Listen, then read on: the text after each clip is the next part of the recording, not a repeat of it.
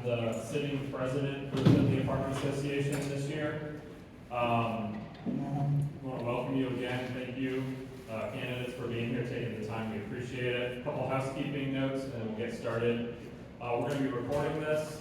The recording will be out on our YouTube and Facebook page. We'll send out the link there. There's water and snacks here. And we're going to start. We've got a lot of folks here with a limited amount of time.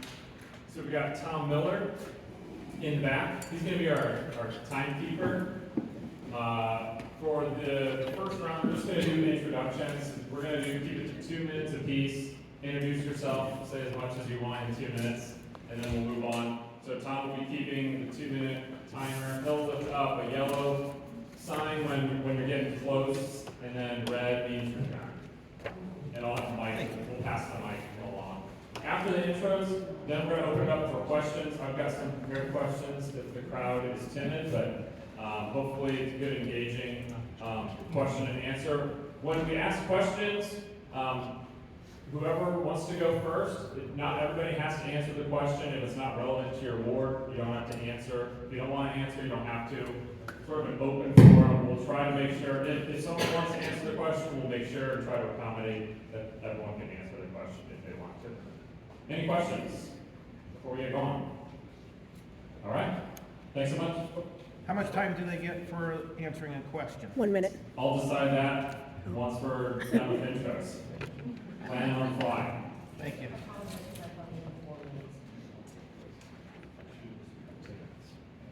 Okay, so I guess I have to go really fast. Okay, so I'm going to talk really fast. I would like to thank the Philly Apartment Association for offering this opportunity to share about myself as I run for City Council at large. My name is Antonia Faisant. I've been a long-time Philly resident. I've been married to my husband, John, and I have 2 wonderful kids, Michaela and Julian. I became an active voter in federal elections after I turned 18, but I became more involved in local elections in the past 20 years. For years, I've noticed what I would call red flags within city governance. I would complain, I would hear others complain, so I decided to be proactive and get more involved. After taking a 12-week Constitution class and being nominated to serve on the Hancock County Executive Committee for the Republican Party, I decided to run for City Council at large. I have lots of experience. I've been involved in this community for 25 years. I'm a former church planner. I led international ministry for several years. I've been running a support group for parents that have special needs children for 16 years. I've been part of Family Children First Council, and I've been part of that group for 7 years. I've been a presenter for CIT, or Crisis Intervention Training, for the team here in the county. And then I was also nominated for a co-chair position to the Ohio Department of Health Complex Medical Health Program as a parent advocacy, part of the parent advocacy committee. So I'm an advocate for my daughter, Michaela, who has complex medical needs, along with parents that have children with special needs and their children. I was a part of welcoming the nations and serving this community with the love of Jesus for all these years. So this will just be a natural transition when it comes to advocating, and especially for this great community. I want you to know that I empathize for your community. My in-laws owned the Main Street Deli building for many years. My husband and I lived in this 9-apartment, 2-storefront building for 7 years. I'll finish right here. Years fixing and managing that, and so I have some knowledge over what it means to be an owner and or a manager with this type of property ownership. Hi, thanks so much for having us here tonight. So I'm Kensinger. I'm running for City Council at large. It's an honor to be with a group of people who understand the importance of strong neighborhoods, safe housing, and a growing, connected community. Because you guys help make that possible every day. So as we look forward, I believe the legacy guides us. I'm the 7th generation Philly person. I'm helping from the very beginning of the founding of Philly. That legacy continued with my grandfather, William Carlin, who was a mayor in the 50s and 60s. So for my family, service to this community and this tradition is a deep commitment to seeing Philly thrive. Today, that same commitment continues to drive me.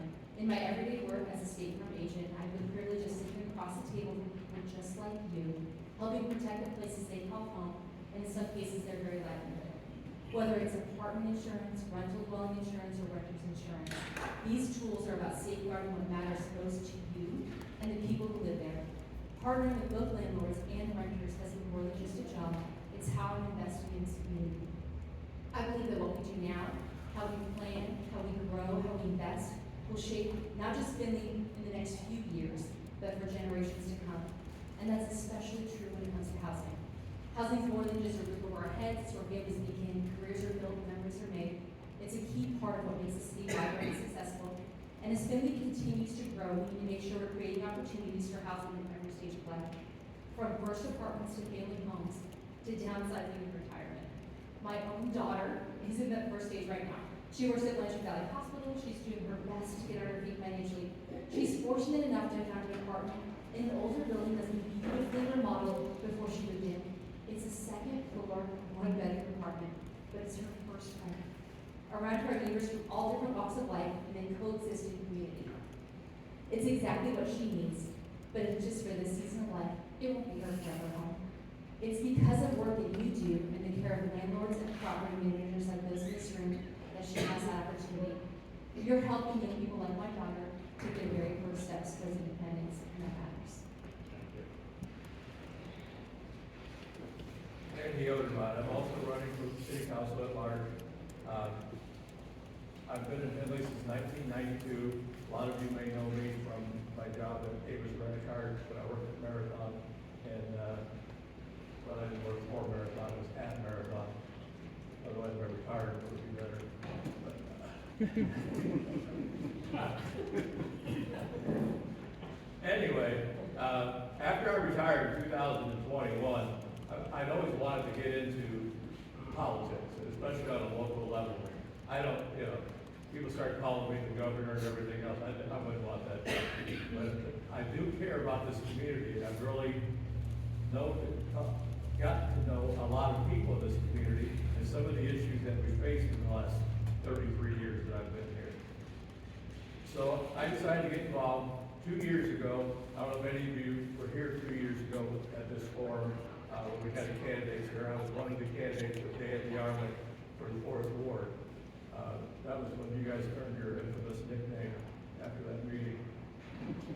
But when that wasn't successful, I decided to get on the Republican Central Committee for the 4th Ward, and I've been doing that for the past year. And when I got into that, I made sure I got into it big time. I was totally committed. My wife said, whatever happened to the once-a-month meeting? I'm like, we've gone past that. So this time around, I decided I was going to run for at large, and I feel that my policy of trying to maintain local control and having very limited government is something that is important to me. And I hope you will vote for me on May 6th. Thank you. Hey, Brad, please stand up. As you introduce yourself, please stand up. Good evening, everybody. I'm Brad Wagner. Thanks for inviting all us out here. Got a lot of friends I see out there, and some new people as well. Just here to discuss ideas, topics, concerns of Finley. As I said, my name is Brad Wagner. My pal will say Bradley Wagner. I had to do that to keep my mom happy. She died about a year ago. I'm still thinking about her every day. I was born in Finley, and so was my wife, Jill Wagner. 3 of our 4 adult girls were born here as well. Jill and I love Finley. We love Finley so much, we have property out in the Brody Cemetery. We're here for the long run. I'm not a career politician, although I do enjoy politics. I'm a businessman. I've been in business for over 30 years, actually, longer than that, born in the grocery business. Then I served 5 years in the Navy as a naval air crewman, electronic warfare operator on board P-3 Orions. Took me all around the world. It was a great time. Currently, my wife and I manage and operate Roswell rental properties. Is that me or is that? Yeah. Okay, sorry about that. Yeah, I learned how to use this. And Sherman House, as well as Wagner rental properties. Okay. Finley is Finley's a great place, and I'm confident that its greatest days are yet to come. This election is not about me. It's about the people of Findlay, electing people that, that will trust me to make sound decisions, to keep our water systems functional, modern, our roadways properly maintained, our first responders and maintenance personnel supported properly. I'm confident that my business experience will prove to be an asset, and I am a conservative by nature. Balanced budgets are very important to me. I see it now. I'll wrap up. If the voters elect me, I pledge that I will attend all the meetings and the committee assignments as well, and I'll be well prepared. Thank you. I have to stand up. Yes, you guys can. Good evening, everybody. My name is Frische. I am the incumbent for First Ward City Council. I've been serving on Findlay City Council for just over 9 years. For those of you that don't know me, my family came to Findlay, Ohio back in 1984. My father was the Economic Development Director, which he was tasked with the job of making sure that there was jobs here for the citizens of Findlay if Marathon Oil were to pull out.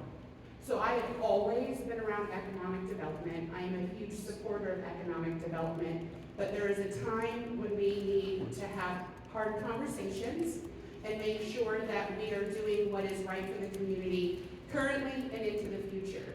So we need to have smart, sustainable growth that addresses what the people of Findlay want, and the Findlay community has said repeatedly they want to maintain the small town community charm. I am just like you guys. I'm not a politician. I had no intention of getting in to a city council seat until the Republican Party reached out to me in 2013. I have been a candidate that has always worked with the citizens, reached out to them. I go out in my ward. I like to do trick-or-treating with everybody, and I like to talk with the adults and figure out what's going on, what they need, what problems they're having, and how I can help solve them. On city council, we have a job of being the checks and balances of the administration. And in order to do that, we have to be able to have tough conversations. It does not mean that we are against anything, but we're having those conversations. 90% of the time, my vote is a yes vote when it comes to running the city of Findlay. 10% of the time, I'm willing to stand up for you guys and have those tough conversations and make sure we're doing what's right for the community. Thank you. Thank you. My name is Michael Gentry, and I do apologize. Yes, I came down with laryngitis. And that time, Michael Gentry, and one of the fellow candidates. I am from Texas, by way of went to work in Maryland back in 1978 or so, and have moved all around the country with a marathon and family retired here in Findlay. So we've been in Findlay since 2001, and of all the cities that we lived in, I thought that Findlay was top notch. I would compare you with Indianapolis there too. So it's a great time as far as that is concerned.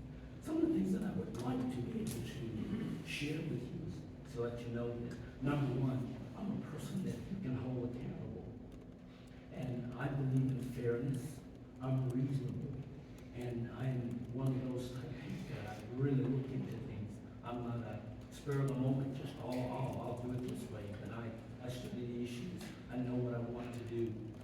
And more than anything else, I would like to have Findlay return back to that place that you can come into the town and feel very welcome and have people welcome you and you can be engaged in the community. As far as myself, I've experienced a lot of things. I've been a interim president for a small Bible college, and I headed up the sale of one college into another, so we formed a joint venture and was able to pull that off. And that took a lot of cooperation. It took a whole lot of forethought. And we had to look at things holistically. What's going to be best for the college, what's going to be best for the students, and we tried to pull that off. It all was successful, I might add. And right now, I am on the board of directors for that college, College of Biblical Studies in Houston, Texas. I am on the board of trustees for Hancock with Propane. And so I've got a lot of shoes that I'm wearing. I'm the treasurer of our church, the worship leader. Got a lot of things going on, but more than anything else, I want to serve and be involved with people here.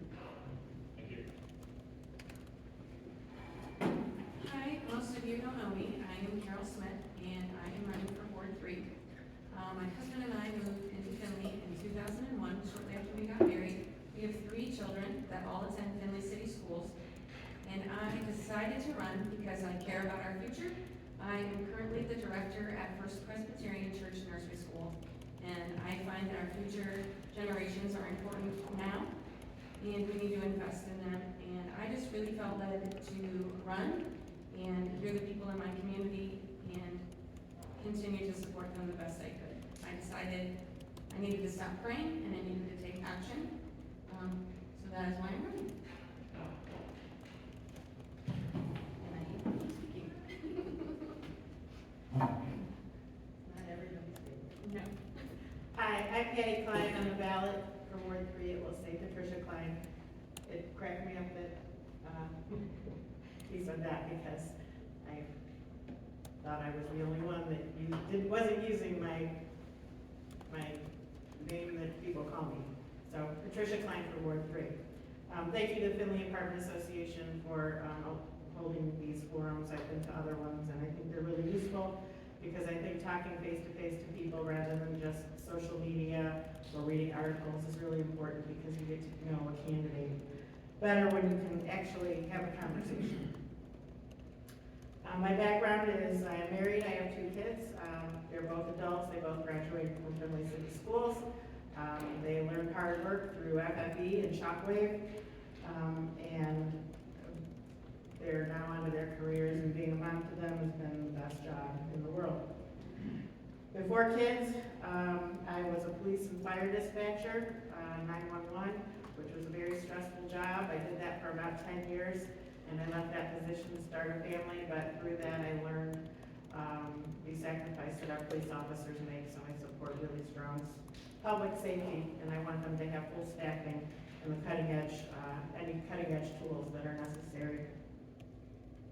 When my kids were young, I started a small business, and that allowed me, it was a kinder music business, and it was mommy and me, and I was able to take my kids to work with me. I'm the only board candidate that's made the commitment for the last 2 years to attend pretty much every single city council meeting, and that's because I was concerned about the gap between city council and the public.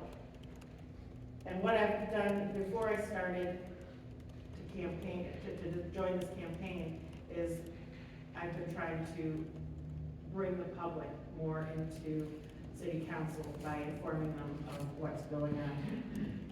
I'm asking Ward 3 residents to vote for me, Patricia Klein, because I'm already invested in working to improve the public knowledge and safety, spending, and accountability, and I will put Finley residents first and work to make the city a shining example of responsive government.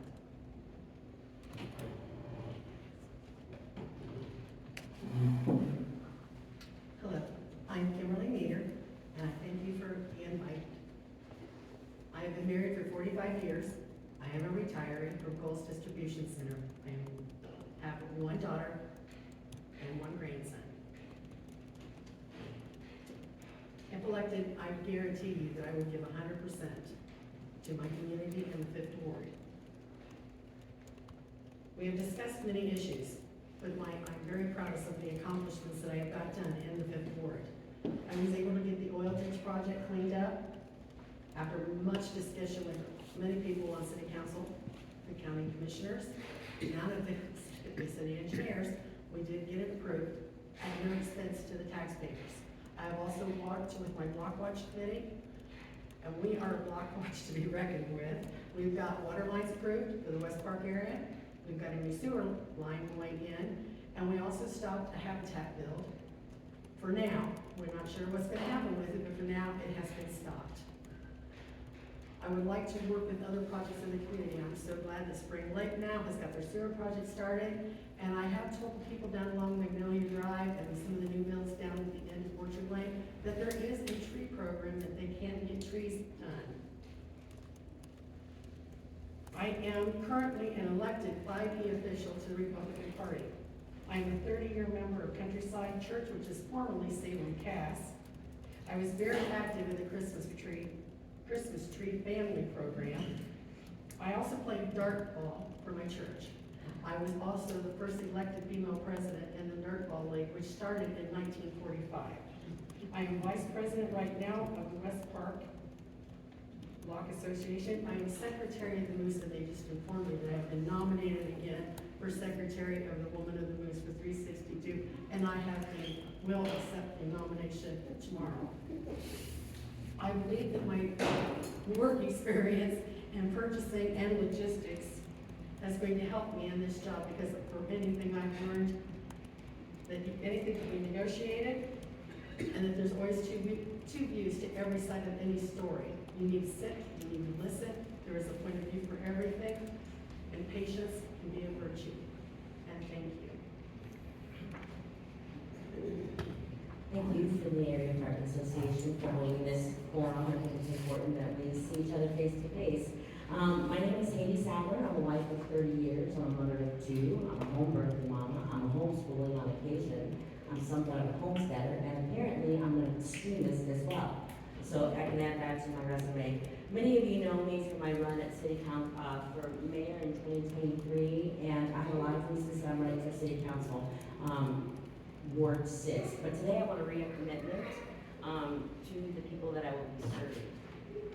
The City of Findlay's mission statement is enduring stewardship, dedicated to service and safety for citizens, promoting Findlay as the premier place for opportunity and growth. As a candidate running for City Council, I will be committed to standing by this mission. In enduring stewardship, I'm committed to making sure the city is a good steward of their properties and resources. I'm also committed to keeping the city fiscally and financially responsible with your taxpayer dollars. I will be committed to the service and safety of our citizens by addressing issues that are not currently being addressed. Service to our citizens would mean we listen to our constituents, and I am committed to hear you and what you have to say, because what matters to you matters to me. I'm committed to involving my constituents in the city's business with communications monthly and quarterly, because the city's business is the people's business. As a premier place for growth, I will encourage organic growth in our community in order to recover the charming character Findlay once had. I've had a lot of experience with City Council, and there are many changes that need to be made in the way the city conducts its business. I'm committed to being the change you want to see. A few things that I've already done here in our community is I have contacted the Department of Homeland Security and reported the list of undocumented illegal immigrants in our Klein jail after Donald Trump was elected.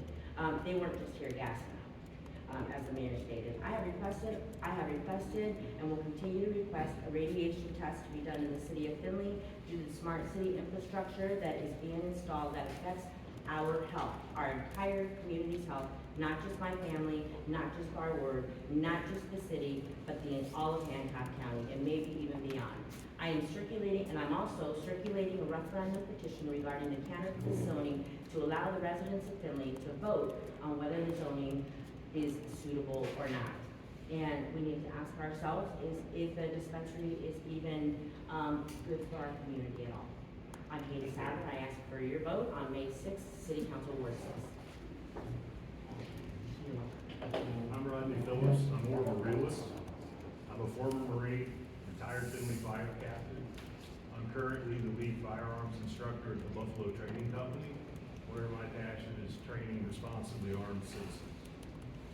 I got into the 6th Ward race because I lived in it my entire adult life. I used to be stationed at Station 1, and we have a lot of fire runs out of that station. And I always thought that the relationship between tenant and landlord was kind of a cool one. I actually rented my first place on Marshall Street, also in the 6th Ward, when I got back from the service. And in this position, what I would like to do is foster a relationship with the association, because it's an important.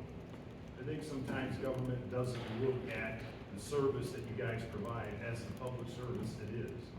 And I also think they try to have a long arm reach into an industry that's already pretty heavily regulated. I learned a lot of things on fire calls, and one of them is more legislation, more regulation, and more code is not going to help. At a time in the city when affordable and accessible housing is at a premium, we need to be very careful about upsetting that balance. So far, my personal opinion is that business and the leaders that run it do a fairly good job with that. I just am very cautious about any sort of change of plan if there would happen to be one. I can tell you right now, I'm not that. I'm a huge advocate for property owner rights. I'm the type of guy that thinks you own the cloud as long as it's above your head, if it'll stay. Okay? So, that's a little bit of me. It's good to meet you all, and I hope I can talk with you again in the future.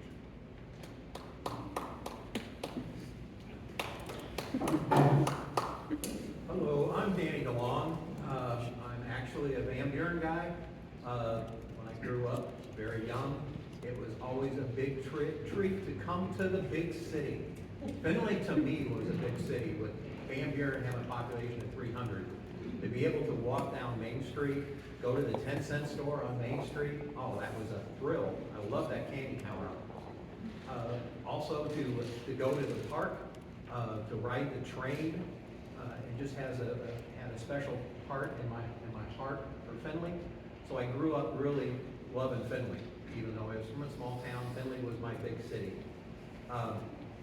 Graduated from Van Buren, went to Bowling Green State University, graduated with a teaching degree, and couldn't find a teaching job, so I ended up in retail for 42 years. Along that time, I did get married to a Findlay girl, so definitely have connections with Findlay. We'll be married 54 years in June. So that has a big thing in my heart also. Like I said, I couldn't get a teaching job, so I ended up in retail. So I have 42 years of retail business experience, being an operations manager for several years and also a store manager. Worked for 2 different companies, worked for Sears, worked for Home Depot. So the running of Findlay is actually a business. You think about it, this is a business. So I think I have the business smarts to be able to really understand how the city works, how budgets work, how they don't work. And I did get involved with the city back in 2019 with the county commissioners on the Howard Run Ditch project.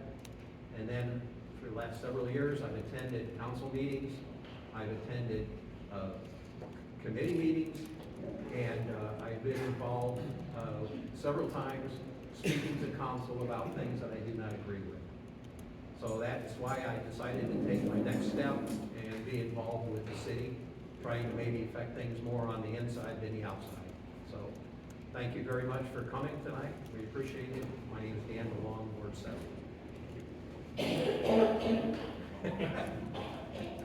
I was finding first, you know.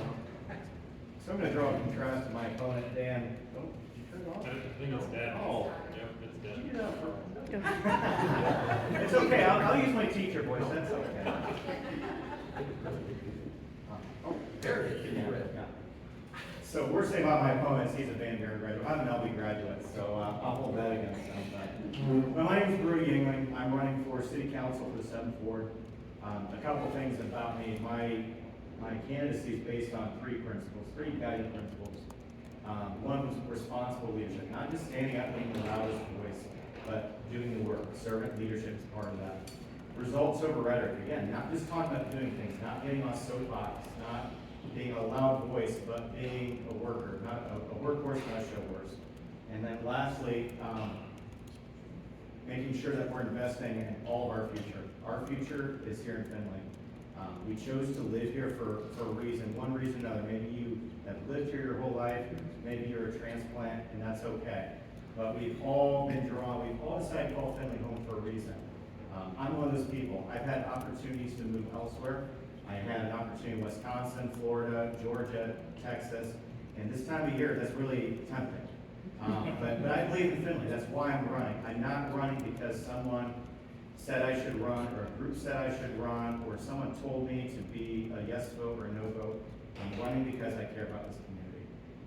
A little bit about my background. I spent 13 years in the service industry, so I've seen some of your faces when you go out to eat before. I spent 4 years in human resources management, so I know the challenges of our labor market and what that economy translates to when you're trying to hire people and bring people to Findlay. I've also spent 8 years on board of directors for the Military Merit Credit Union. the last 4 being the board chairman. So I've looked at budgets, I've looked at financial statements, and I've had to decide what is worth it and what we spend money on, what we don't spend money on. That way, because I've got a fiduciary responsibility to our members of the credit union. And then the last year, I taught business classes at Findlay High School. So I've got a little bit of a unique background. I think that gives me a unique experience that I bring to city council if you'll give me your support. Thank you. Thanks much. Okay. Appreciate it, guys. This is kind of going in and out, so guys, just talk loud, please, because it's going to be picking up. We'll open it up for Q&A. Please limit your answer to 1 minute, if best you can. Being concise and brief and efficient is important for the city, right? So show us your efficiency. Who wants to be the first one? Josh?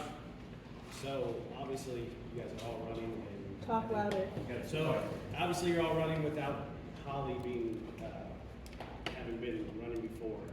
The school levy is a big hot topic right now. In favor or not in favor? In favor. Where'd that go? But I'll stand up if we're in favor. How about stand up if you're in favor? That's perfect. I don't think that's a fair answer, standing up, but if you'd like to do it that way, make an assumption, They go did it. for it, Josh. They Well, that's not the assumption we should be going with. raise your hand, Holly. I would like to answer. I just want to remind everybody that we're not running for the school board. The May 6th primary, the voters already said no in November.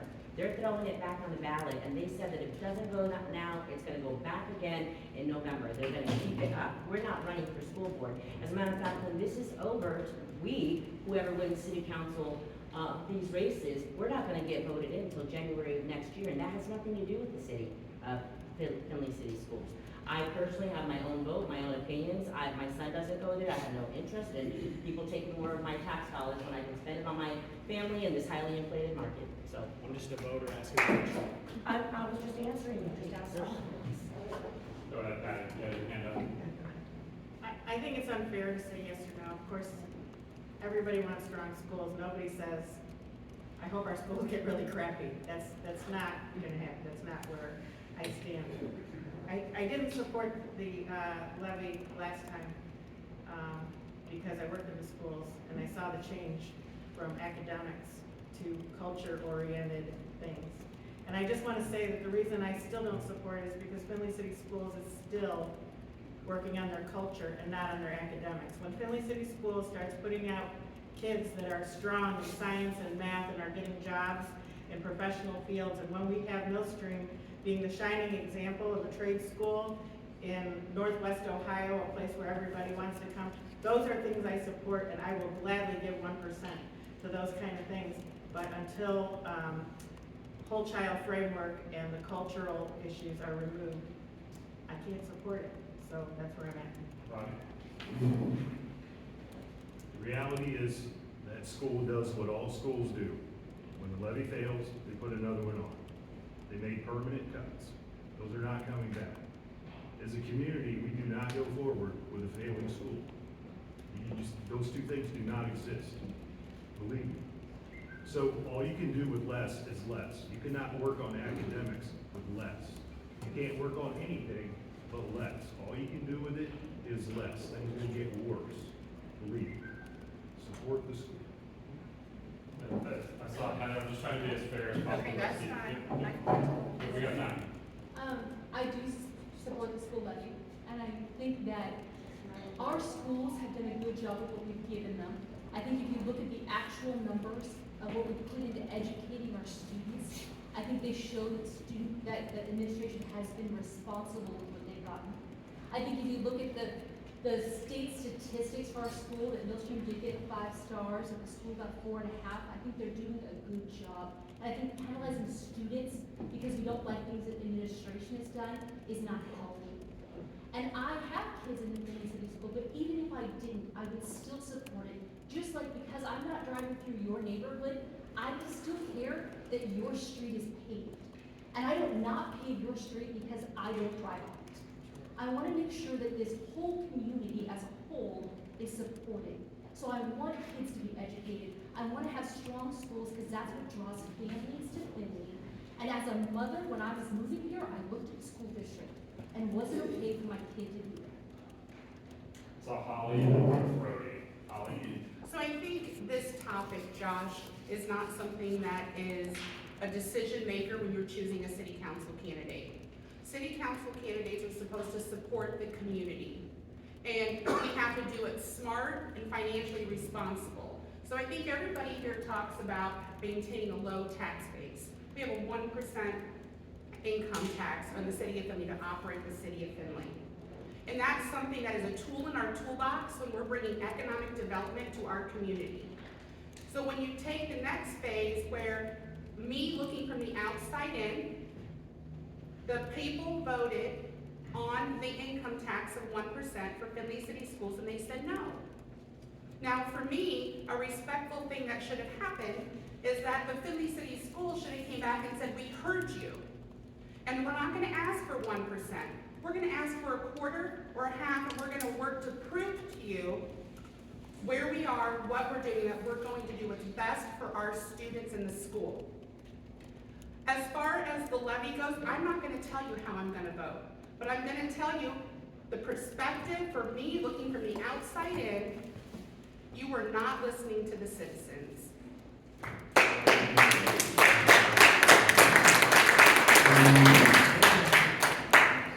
So I understand this is an issue that's never gonna come before city council. That's not our job. Just like state issues and federal issues, that's not perspective of city council's job. I get that. I'm a teacher. I love what I'm doing. I took a pay cut to teach. I love my kids. I'm doing it because I'm passionate. If I could forfeit my job tomorrow and save the city, the school district, it would break my heart, but I would do it because it matters to this community. We talked about last night at the at-large forum, you guys talked about not just bringing jobs to Findlay, but bringing higher paying jobs, maintenance, skilled trades. Guess what? You guys shoot this levy in the foot and handicap our schools. And I'm not saying that's going to totally do that, but we're kind of talking about one thing, bringing higher paying jobs to this community, voting this down, that's going to affect the future. It's not just instant either, it's down the road. And we've also talked about, a couple of you brought up that the voters already voted this down. There's a couple of you guys that ran before and been denied that election. So if you believe that, why are you running? There's a couple of you. I'm not talking to you. So I like your understand this question. Why am I running if I didn't get elected before? Is that what your question, Brody? Sorry. Sorry. It's hard to see, yes. I mean, the logic of just because something was voted down, you guys, there's a couple of you guys that have lost elections before. If you felt that just because the voters voted down once, why would you run this? We're gonna go to Antonia. Thank you. I just want to let you know that I believe accountability matters. I believe the details matter, context matters, and a yes or a no answer. I don't think it's fair to be asked because there's too many, it's multifaceted. It's going to be multiple things in response to that. I'm for educating current and future generations. I'm for fiscal responsibility and schools that are running and not living above their means. I'm for school choice. I'm for empowering parents to be active in education and the process with their children. I'm for teachers over a top-heavy administration. My husband is a school teacher, so I live that personally, but I'm still for accountability. My son, he does not go to Findlay City Schools. My daughter does, but she's being served well, but for my son, I have issues. I'm more for education versus social and cultural issues.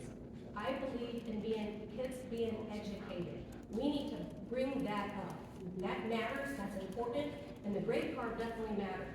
And I'm still looking more into it, but I just want you to know, context matters, details matters, it's multifaceted, and you can't hem me in on a yes or a no response.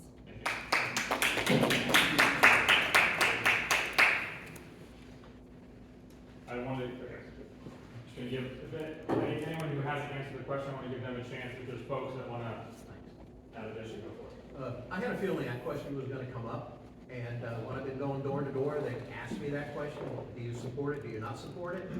I think that's up to the citizens to decide. Like we said, we're not part of the school board. The mayor, on her state of the city, came out that the city was for it. She was speaking for herself. I don't think she was speaking for the council. I think that's a separate thing altogether. I will definitely, when they said stand up if you're for it, I think that was very unfair, because if you have made up your mind what you're gonna do, my mind will be made up when I cast my vote. And I think that's my prerogative, that I can make that decision at that time. So, thank you. I just want to give everyone who has not spoken yet a chance. Sorry, the mic is not working.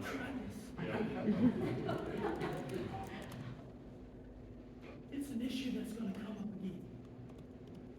It will come up again. How we feel about it right now, that's one thing.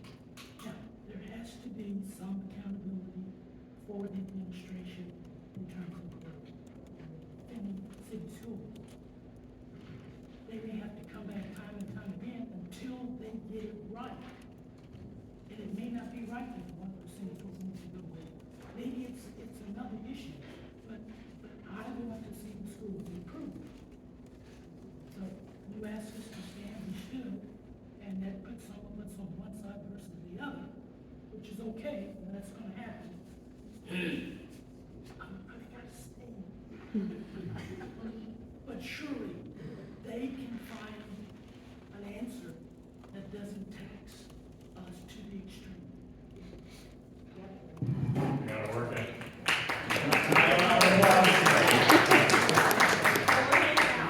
Yeah, sorry, a little late. Anybody else who has not spoken? Okay. I personally didn't stand either way. I personally think the school board should have went back after they lost the last one, and they should have dropped the percentage. I think it's too much to ask the community after a lot of people are already paying it, the 1% to one other school and another percent to another school. I don't think that's right. I think that's just too much coming out of people's paychecks at the way that we are being charged for what we have to pay for today. I think they should have sat down at the table, they should have cut it by half to a quarter of a percent. Even though I'm a retiree and I'm probably not gonna have to pay into it, that's not a guarantee. I know of other cities here in the state where they've had to, and they went back and they've charged the retiree. So, until they can guarantee that, and I've caught them in too many little suspicious little, I want, not lies, but out, like today, they published the FFE rebid. First they said they only paid this much, what they paid out to do the investigation was twice as much as what they said. There's gotta be accountability with the administration, and I agree. So I think they should have started out at a different percentage. Thank you.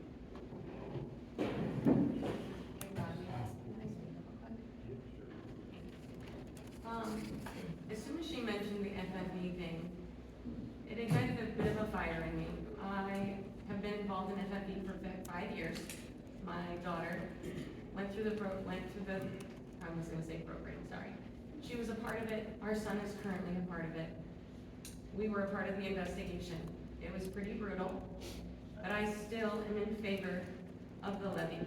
I believe in our future, and I believe in supporting that.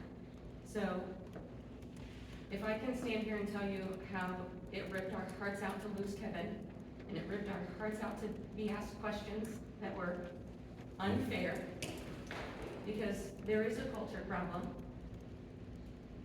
but it doesn't just start with FFE, it's across the board. But in order to fix those things, we need to invest.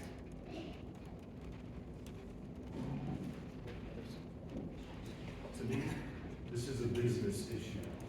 I realize it won't come before council, but they are the 5th largest employer in the city. 5. So they're going to cut high-paying jobs. Revenue will go down. They will move, likely, to some closer school.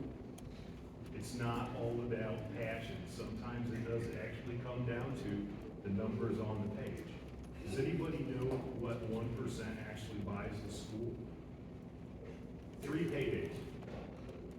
3. That's what they need. 3 pay cycles is $6 million, yes, Scott? Issue. talking about between success or not. Simple math to me.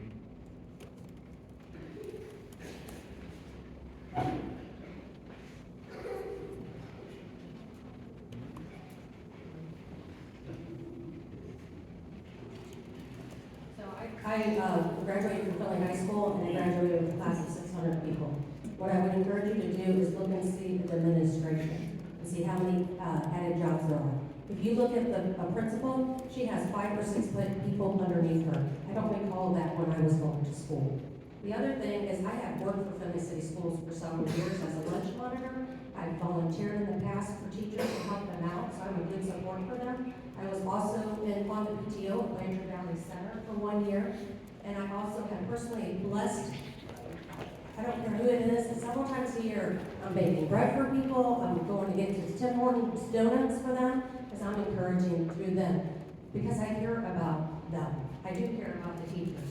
And I've also been active with my kids in their education process, and I have to be a high advocate for my daughter who can't speak for herself. So I'm there and I'm a part of that process. I would just encourage more people to be more active and involved, and I think that matters. Thank you. Anyone else before we move on to a different question? I said, move on quick. Move on like That horse is dead. Yeah. Next question.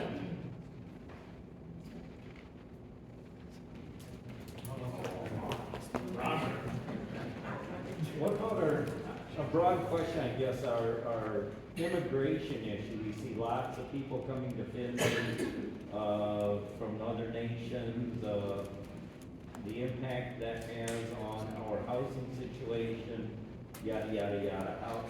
What's going on there? What can we expect? Is this gonna continue? Are we gonna grow by immigration? Someone talked about organic growth. I see a lot of, what's going on? What do you see happening? So you said your name was Roger? Yes. Roger, all of this comes back to economic development. So we do have a new population in our community. I don't think we put a label to it, it's just a new population, but that population that we're seeing is because economic development has been bringing low-paying jobs into our community that we cannot fill. So we're having to find that workforce someplace else. Are they going about it the right way? Is the administration economic development promoting the right way to go about it? I don't believe that they are. But when we have an economic development program that does not have a plan that aligns with our strategic plan, that we want high-paying jobs, we want a good, stable housing market, and that's not labeling it to low income, high income. We want a good mix. We want to be able to bring people in our community, and we want to be able to support the schools to teach these students. We have to look at public safety, because when we don't have the public safety staffing numbers to address the increase in our population, that brings concerns, and that's what people are talking about. They feel unsafe. They may not be reporting something to the police department, but they're talking amongst their friends and their family that they feel unsafe. And we need to address that, and that's something that City Council needs to do, and we need to increase our police staffing. We need to do that fiscally responsible. Thank you for that question. When I ran for mayor in 2023, the reason I ran was because I was on the strategic planning committee the year before. I was on the front lines getting surveys for the people, what they thought better governance looked like, what the city could do better, and a lot of the concerns were about illegal immigrants. People were not asking in a hateful way. How did they peg Finley? How did they get here? Are they being bused here? And these are the questions that people were asking.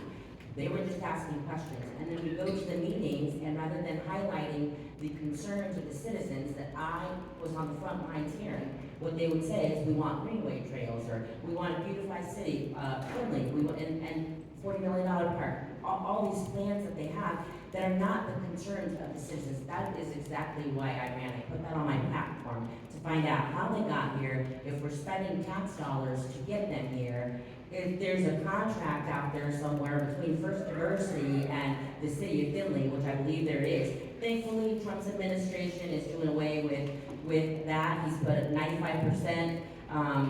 Illegals have stopped coming to the border. There's no more flooding, and he is taking them out if they're here illegally committing crimes. In our jails, by the way, 4 years ago, there was 5, I just mentioned that, 5 illegal immigrants in our jails. And this year, 4 years later, there's 19 illegal immigrants in our jails. While the reports are saying, oh no, there's no crime happening in our city. It's happening all over our community. Just a quick comment. It doesn't deal as much with illegals as about ending the amount of illegals that are coming to our city or that have come to our city. That's fine. If they were using a program that's legal, people were complaining it was illegal. Under the Biden administration, the way that they came here was legal. And what needs to stop is using these immigrants as our low paid employees. I had a conversation with Ty Matthews yesterday, as a matter of fact, and he has an initiative to bring high-paying jobs that are military contract jobs to our city and to Northwest Ohio. When we get a better balance of those high-paying jobs of people in the tech industries and military tech industries that we really need, that will make a better balance, and we won't have to use people who are paying people back home to live here. Just real quick, you say high-paying jobs, what's your definition of a high-paying job? At what level and above, what's a high-paying? Well, I can tell you that $12 to $14 is not a high-paying job. A school teacher making $50,000 or a police officer making, $50,000 plus, plus the benefits. We need to be able to use the housing that we have already in place. People need to be able to sell their houses when the market is right for that. And we need to be able to build, expand in building homes that are not just the low-paying, affordable housing that the Democrats talk about. So I would like to see a better balance of that in town.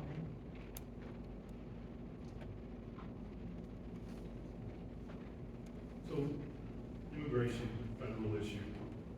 Locally, we just have to kind of find our way through it. Concern to me is today Venezuela loses their TPS status.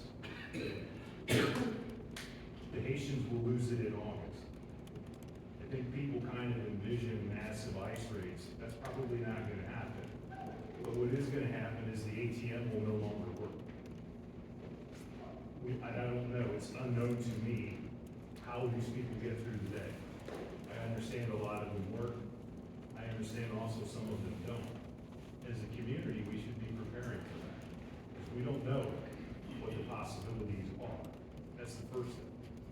The next thing is when you bring new business to town, and it's always more, what we know is there's a worker shortage. While we do that, we should be working on a solution to fill that. However the community sees that vision. I just think that too many times local government says yes just to say yes. I also don't believe that cities need to grow to thrive.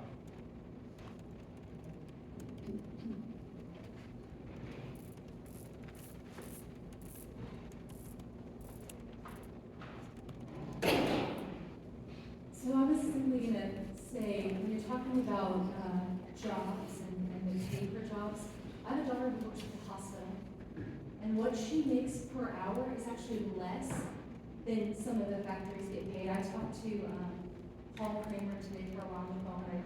I get to have coffee with him when he's in town and not in Florida, and I know he's been a staple in this community for a long time. And the lowest paying job in his business is $18.25 an hour. They get paid $2 more to work in his than my daughter gets to work in the hospital and be in administration.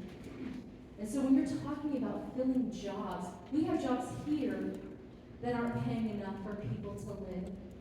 But our community is amazing, and we have spaces and places that people can afford to live in, and that's what you guys provide for this community. And we need to remember that. So we are growing, and we are looking for places, and you guys are providing that. So how can you guys partner with City Council? How can you partner with the city to make sure as people come, they have places to live, when they're doing the jobs that need done. So I just want to note a couple of things. One thing is the fact that, you know, the numbers are what, 20 million that came in. It's a massive influx in a short amount of time.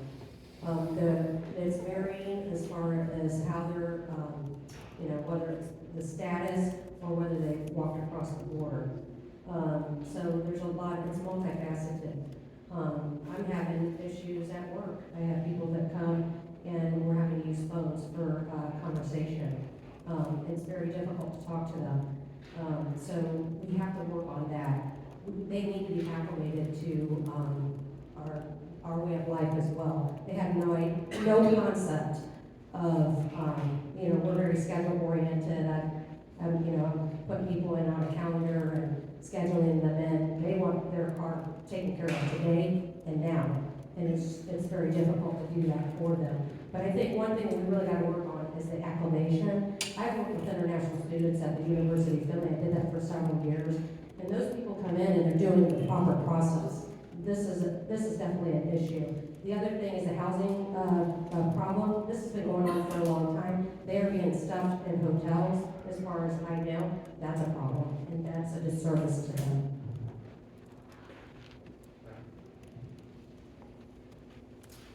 Thank you. I really can't poke holes in anything that any of you have said. This is fantastic. Got a lot of passion going on. What I think I can poke a hole in is this audience right here. I don't think that we have anybody representing the economic development group. I've looked at it several times. It seems like every industry in town is represented. We all have to do a better job. We gotta have some of the players on this economic development group. That's quoted in the newspaper all the time. So do we have some work to do there? Yeah. If you guys vote for me, I'm gonna make sure that changes. The apartment associations and all of the landlords, and that's Jill and I, we have a showroom house downtown. We're gonna have to say in what's going on. We want legal immigrants, and we want this town to move forward properly. Yeah, I really can't poke any holes in what everybody's saying here. Good job. Thank you.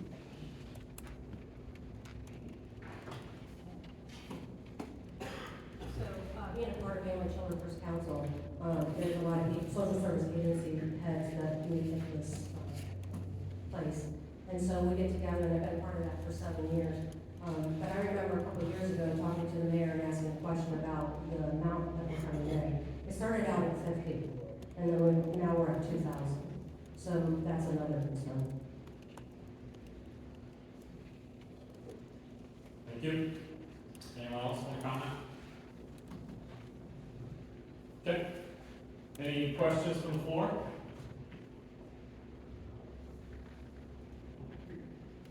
Hi, my name's Jim Gould, and I'm obviously a landlord. So one quick question if we could just go right down the line. A lot of different states, and Ohio's talked about it, Finley's talked about it in their city council, but, you know, rent control comes up from time to time. What I'd like to know is if you would be in favor of any type of government, rent control. Just kind of a yes or no. I'll stand up for that. Can we do a stand up or down maybe? If you're a yes, stand up. Get a rock straight there. I'll talk. Okay. Real quick, I just want to say that I respect your businesses as small businesses in this community. I don't think that there should be government interference. I don't think there should be more regulation. And just like any restaurant or any business or any entrepreneur that comes to this community, I would never support more government interference in your small businesses. I don't mean to brag, I'll use my teacher voice. I agree, I'm not in favor of rent control. I think if we're gonna put any kind of government focus locally, it should be on encouraging you guys to, you know, increase development. And it should be, you know, repurposing, redeveloping the housing that's already there, adding some housing. We're at 99% capacity for housing in Finley right now. That does not need very much wiggle room. I bought my house towards the end of 2020, 2021. There weren't very many options. I had about 4 decent options before the pandemic, and then the pandemic hit, interest rates worked in my favor, and I had a lot more options. But even then, I mean, any of you guys are realtors, or you guys probably work with realtors, and you know what that job or that housing market looks like. You a realtor? How do you know that it's 99% full? It was an Ohio News article. I got the link though for you. Because when someone calls me and asks me how many vacancies I have, how many properties I own, I don't answer. I don't think it's anyone's business. And whenever they quote those numbers, I feel the numbers are false. I know there's vacancies, and I know there's houses for sale. So it's still I mean, it doesn't mean there's not vacancies. It just means it's 99% I'm full. just saying that, I don't mean to direct it towards you, but there's a lot of people who are not in our business, and they make assumptions. I'm not criticizing you guys by any means. I just think that it's an opportunity for you guys. Honestly, you know, you are in your business to make money, right? So here's an opportunity to, you know, I know it's easier said than done to address a challenge that's out there. So another statistic though is Finley needs 150 more houses under $200,000 by 2028 to address part of the issue. So it's a challenge. It's a challenge for my peers, you know, who are in their 20s, 30s, and 40s even, who are either from this area or moved to this area to find, you know, something that's within their budget that's appropriate, and they want to be here.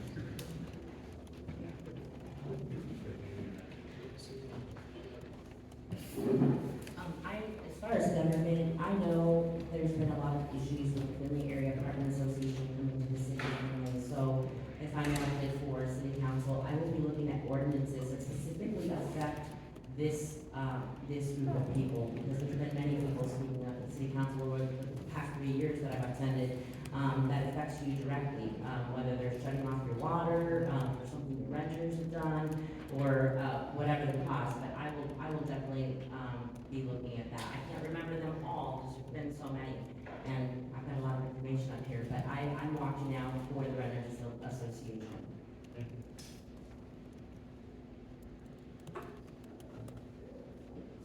Hi, again, I worked in retail for many years, and one of the things they tried to do back, I think it was Richard Nixon, was they tried to do a thing called a blue law, blue sheets, where you had to have exact what the prices was, and if you had an increase, you could only increase it so much, and the government really got involved in that, and it really messed things up. So I don't think they should put any kind of control on that. That would be like telling McDonald's, hey, you can't sell that double cheeseburger for, you know, $2. You got to sell it for $1.50. That's the way I look at it. It would be the government involved. If they're going to do that rent control, then they're going to say, hey, this is how much you can charge for something. So I would not be for rent control at all. It's a free enterprise system, and that's what's available.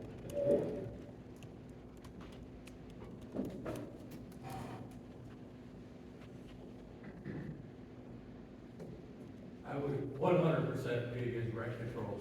Cities have tried that. We all know that. They've done it in New York, they've done it in other places, and you see what happens. It doesn't make rents lower, it makes rents higher.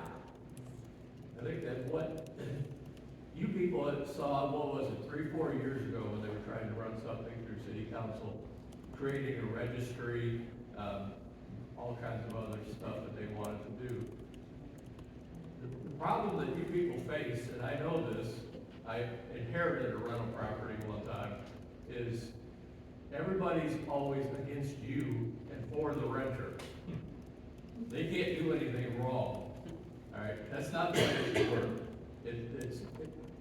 As far as I'm concerned, the city government should have as little control as possible over your industry. That's your job to police it. Do your job, and then you won't have to worry about anybody else.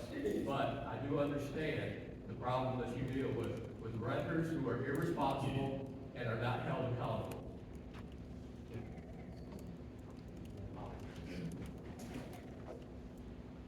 My wife brought some of my clients in there. It's got my telephone number in it. It's 419-348-6151.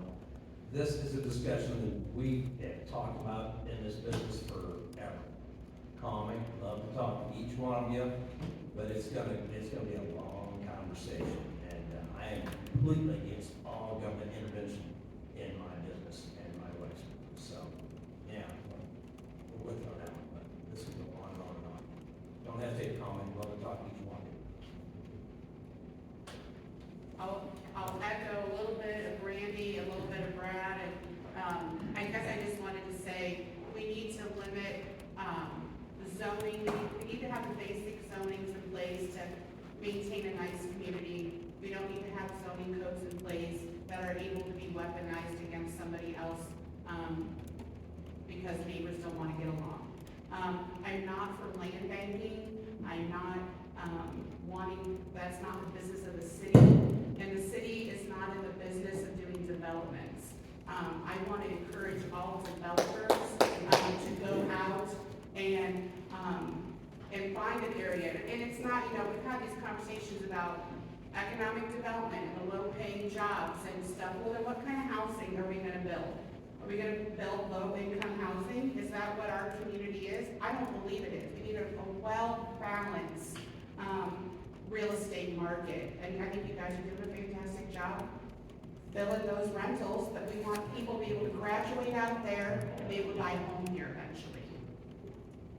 Yeah, so I just want to do one follow-up for everybody that's in. I'm not sure who's gonna all get voted in or not, but I got one recommendation for you folks and anybody that's on city council, from a landlord perspective, and I'll bet everybody here that's a landlord will agree with me.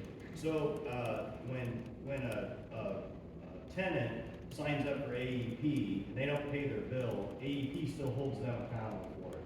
When the tenant signs up for Columbia Gas and they don't pay their Columbia Gas bill, Columbia Gas holds the tenant responsible for that. The city of Findlay and the water department, when the tenant doesn't pay the bill, that comes back to the landlord. It comes back to the homeowner. And to me, that's wrong. It's just completely wrong. They should hold the tenant accountable for it, or should get billed into whatever their losses are or whatever.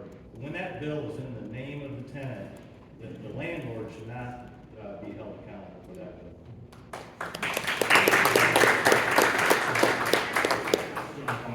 I just want to ask you a question. Sure. I think you are spot on with that. Have you seen other communities that have an ordinance in place through the city that we can address that issue specifically? No. All right, well, I will look into that and see if there's something we can do, but that is a very fair thing. I know there's a little bit in there with, okay, maybe Brad and I are married and he has it in his name and didn't pay it, so let's throw it into my name, and maybe that's a game that. Yeah, so we need to eliminate that game a little bit, but I think you have a good request. That's something that city council can address. So I'm for more freedom and less red tape. And then somebody had just brought up where the state wanted to tack on the days for that 3-day notice. I personally had to deal with that when my husband was managing the apartment building. And I tell you, that's tough. I don't want to see that happen because that has been through the process, right? Where they were at a point where it was time for them to leave, right? So anyway, I just want to focus on more freedom and less red tape.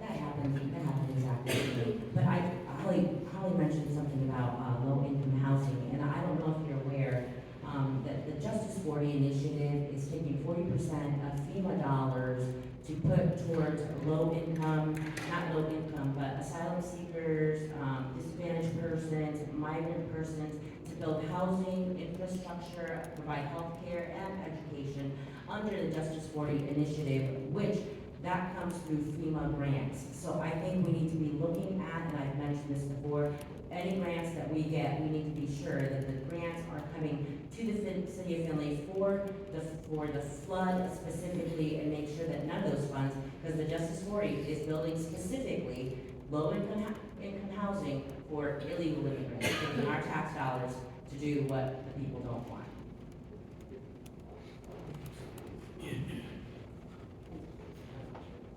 Currently, the city council, and I've been to a lot of your Facebook pages, and a lot of your campaign promises are you will be the voice of the people. Our current city council, we only have one that I personally have seen be the voice of people, and that's Councilwoman Holly Frische. She stays in contact with her community, with her ward. After a city council meeting, she'll go live on the Facebook. Now, last year, city council was supposed to have town halls. None of that happened. My current city councilman does not answer my phone calls and does not return my emails. Will you be the voice of the people that you are elected to represent and not fall under that higher superiority that you take? Because you will be elected for the people and by the people. And Holly, I just want to thank you for being that voice and standing up, saying and doing what you say you will do. And it's very much appreciated. And you do handle the hot topics.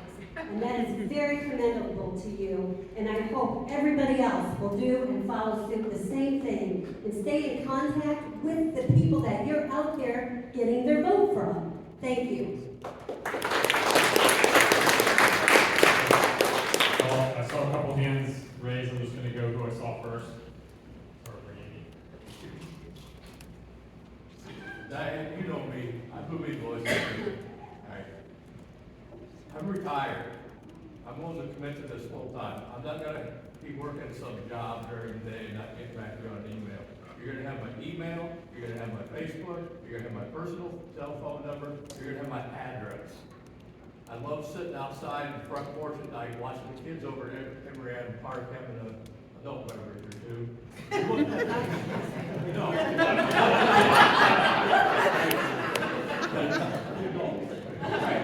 You want to stop by, you come by and you see me sitting there, I'd love to have you just go up and sit down and talk. We can do it anytime. I will be the voice of the people. I will listen to what you have to say. Some of the important meetings that I went to at City Council over the last few years was the apartment building on West McPherson, that all these people showed up and they could ram it through anyway. The YMCA expansion. We had a lot of people show up for that and weren't happy, and they didn't get hurt. All right, that's just the point. Thank you. So you next. Up to Annie. So my daughter has multiple complex needs, and this all started the day she was born. So the day she was born, I became an advocate for my daughter. But not only that, I also started to become an advocate for other parents that were dealing with similar issues as myself. And I've been doing that for 16 years. One thing I have to say is that I'm not compensated for that. I don't get paid for that. I do that as a passion, and I'm driven by helping people. That's part of who I am. So I will continue with that. One thing I had to say to myself just recently, or what I was thinking over, is say I don't get in as your council person, but you know what, I will still be active. I guess this community does matter to me, and I'm concerned over where we're headed. We have to do better, and I'm going to continue with the work.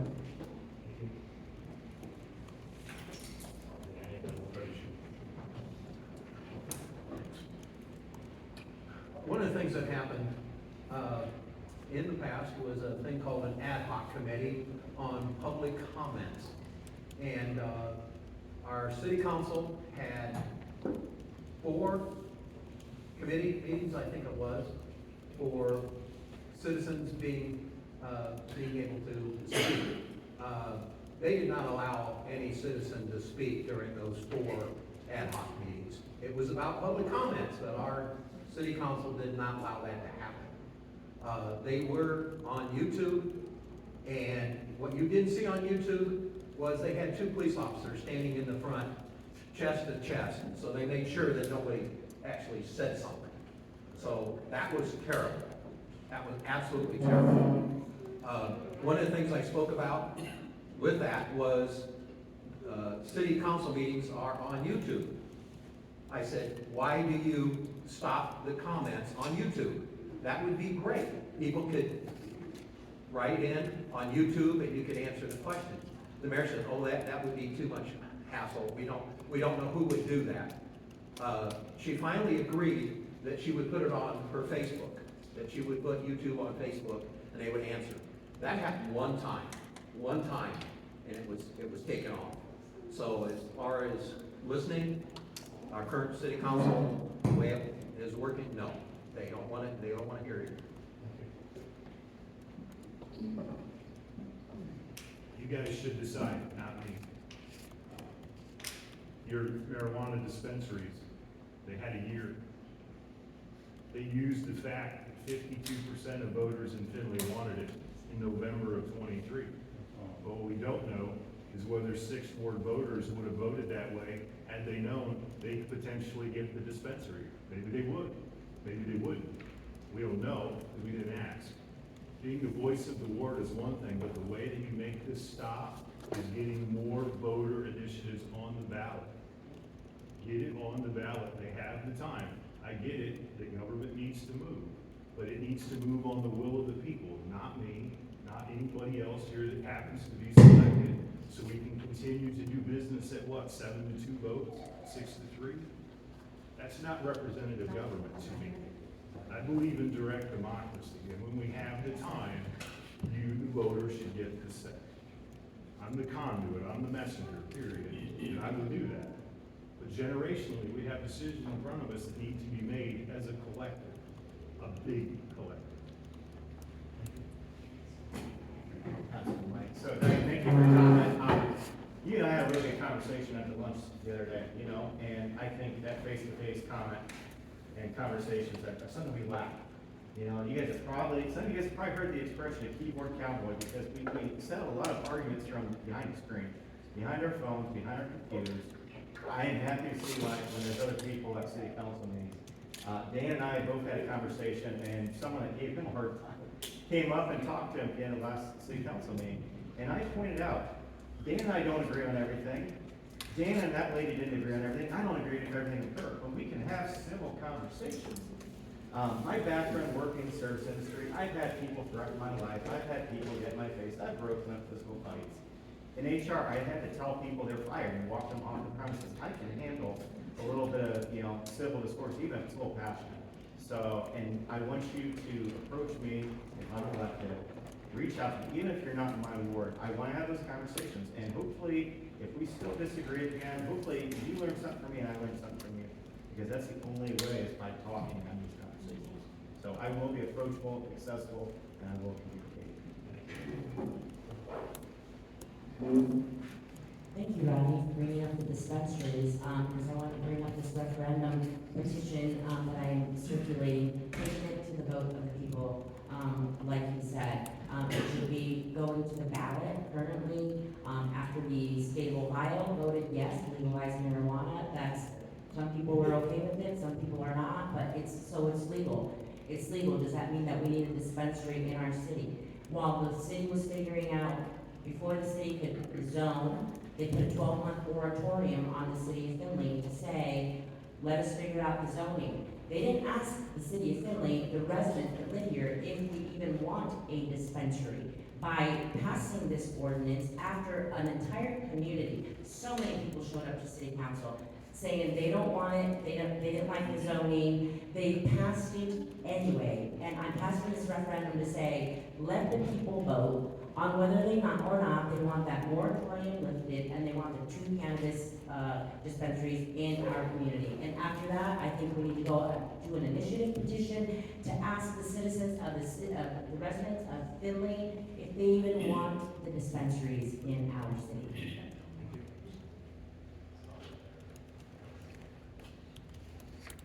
So not only do I want to be the Ward 3 voice on city council, I want you to be your own voice on city council. When I started attending the city council meetings a couple years ago, I did it because I heard some things that I didn't agree with, and I didn't want to be a keyboard warrior, so I came and I spoke at city council meetings. There was one time I was at a city council meeting and they passed an ordinance based with the excuse that, well, we got 3 emails in support of this, so I say we go forward. 3 emails out of all of our residents. And that's not, so I have a page, Hancock County Conservative Action, that I started a few years back on Facebook, and that's because I think I want to encourage people to come to city council, be the voice, whether we agree or not I just think that more people need to be there, speak their voice, and let city council know what you think, so that things like 3 emails doesn't control our government.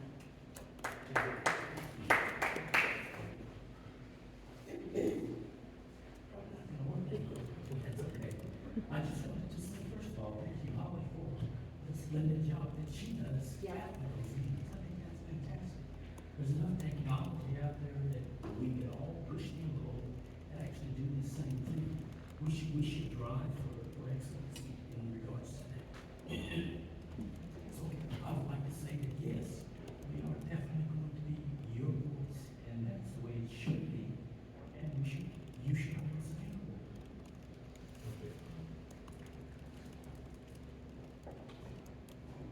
So I was just gonna, talk a little bit about something different, the same but different. My 17-year-old daughter last year, she's 16, she disagreed with the school board and what they had done. And she went to the school board and she was very vocal about what had happened and why the students' voices weren't heard. And this board just got to sit there, nobody got to talk to her, ask her a question, she didn't get any response, but she didn't stop. She kept pushing, and because of it, we now have an organization that is student-led, that speaks into the voice of the board, that talks to the superintendent. They made their voices heard. And I think that the people want to do that. I sit every day across from people at my desk, and they talk about more than insurance. They share what's going on in their lives, and I get to hear it. And I'm open to that. I sit down at Baker's Cafe every morning, and I have coffee with whoever comes in, and we talk about what's going on in Finley and what's important. What's important to the homeless person who came in off the street, because we have several, or the businessman and woman who came in to start every day. I'm available, and we're listening. We just need people to say what we need to hear, what we need to hear.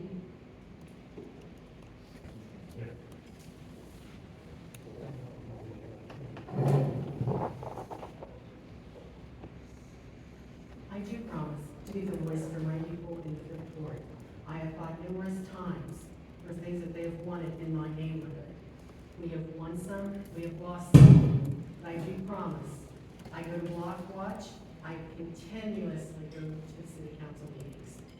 I will be a voice, I have spoken, I have written letters, and I will continue to be that voice, and I give them 100%. I'm retired. Believe me, I have nothing else to do but work for that board. I will work for that board as hard as I work for my board now and my Block Watch.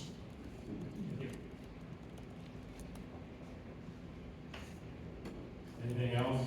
We're at a good stopping point. If there's any other comments?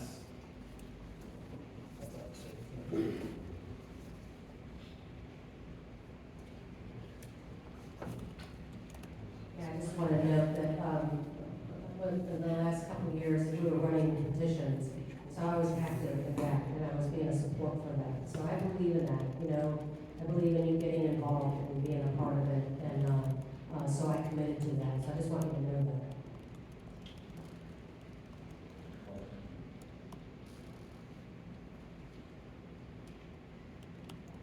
I really believe leadership starts with listening.